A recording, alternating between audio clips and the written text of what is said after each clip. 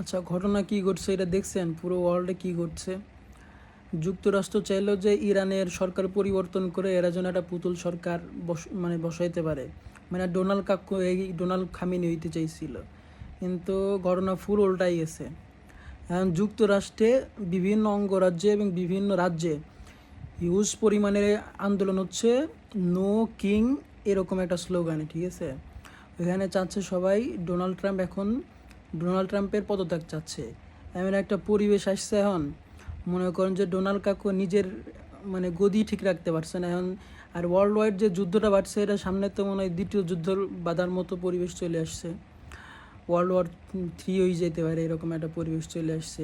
তবে কাহিনী অনেক মজা লাগছে বিষয়টা, যে এরা যা চাইছে তার উল্টাটা হয়ে যাচ্ছে। মানে এর এক দেশের সরকার পরিবর্তন করতে যায় নিজের গদি আড়াই ফেলছে। খুবই মজা লাগছে, সামনে অনেক কিছু ঘটবে, দেখতে থাকেন।